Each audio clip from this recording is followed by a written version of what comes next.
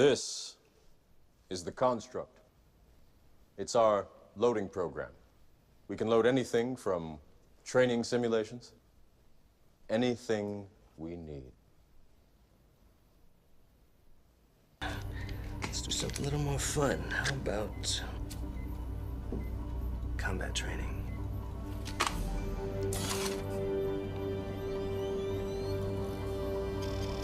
Jiu-jitsu. I'm going to learn jiu-jitsu.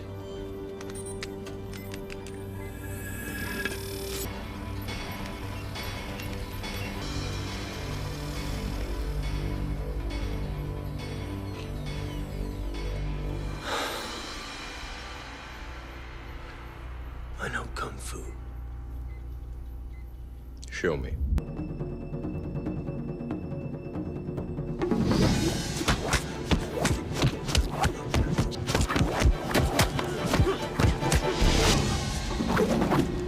What are you waiting for?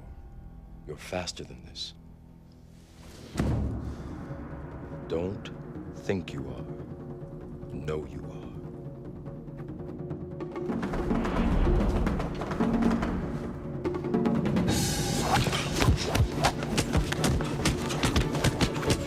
Come on, stop trying to hit me and hit me.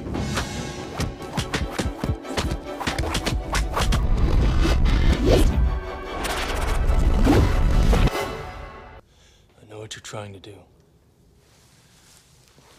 I'm trying to free your mind, Neo. But I can only show you the door. You're the one that has to walk through it.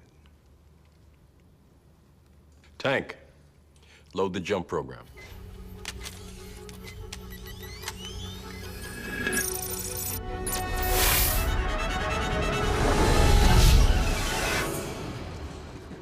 You have to let it all go, Neo. Fear, doubt, and disbelief.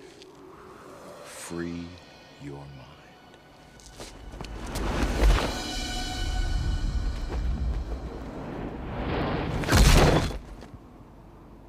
Whoa.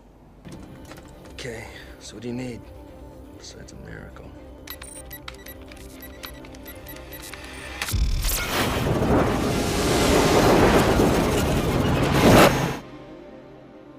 Neo. No one has ever done anything like this. That's why it's going to work. Without borders or boundaries. A world where anything is possible. Where we go from there is a choice I leave to you.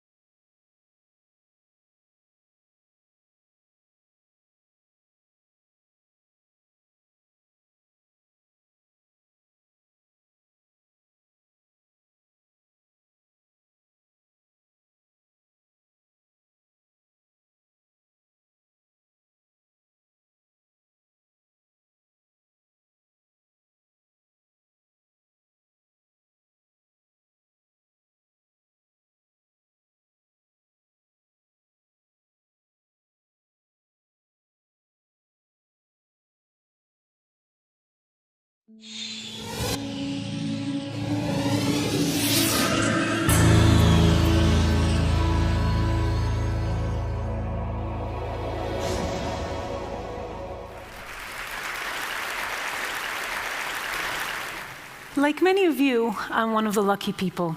I was born to a family where education was pervasive.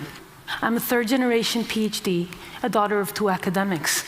In my childhood, I played around in my father's university lab. So it was taken for granted that I attend some of the best universities, which in turn opened the door to a world of opportunity. Unfortunately, most of the people in the world are not so lucky.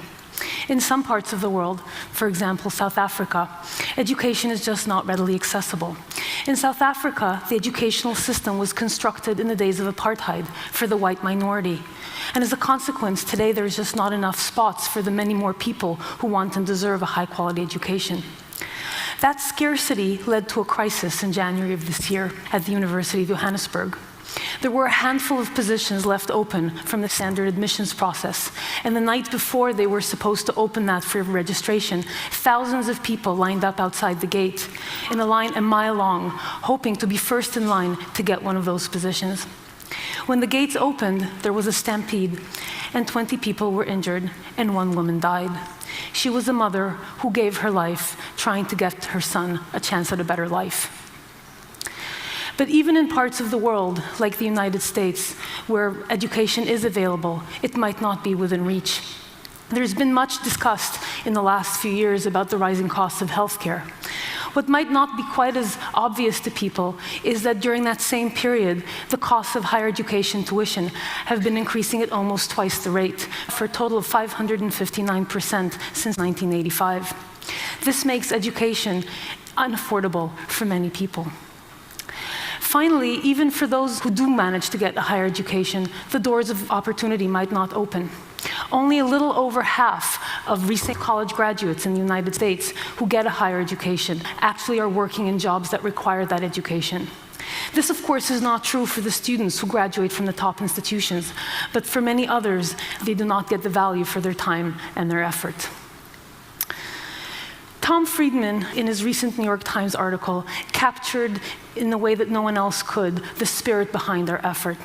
He said that big breakthroughs are what happens when what is suddenly possible meets what is desperately necessary. I've talked about what's desperately necessary. Let's talk about what's suddenly possible. What's suddenly possible was demonstrated by 3 big Stanford classes, each of which had an enrollment of 100,000 people or more. So to understand this, let's look at one of those classes, the machine learning class offered by my colleague and co-founder Andrew Ng. Andrew teaches one of the bigger Stanford classes. It's a machine learning class, and it has 400 people enrolled every time it's offered. When Andrew taught the machine learning class to the general public, it had 100,000 people registered. So to put that number in perspective, for Andrew to reach that same size audience by teaching a Stanford class, he would have to do that for 250 years. So if this is so great, are universities now obsolete? Well, Mark Twain certainly thought so. He said that college is a place where a professor's lecture notes go straight to a student's lecture notes without passing through the brains of either. I beg to differ with Mark Twain, though. I think what he was complaining about is not universities, but rather the lecture-based format that so many universities spend so much time on.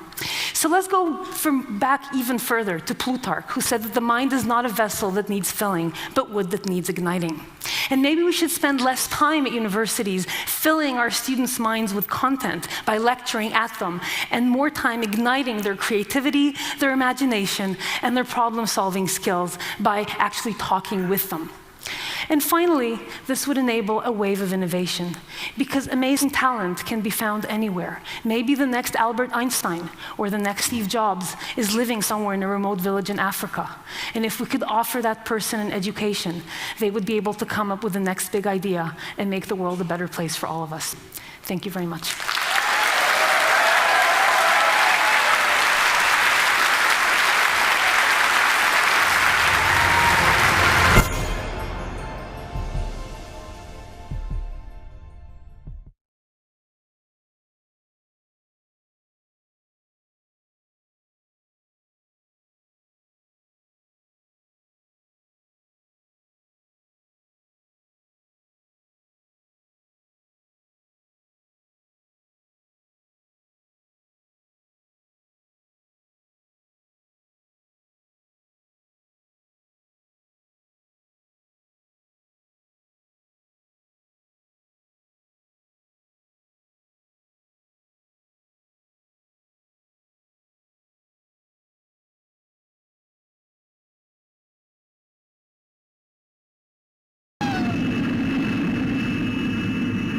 Hey, what about Major Kong?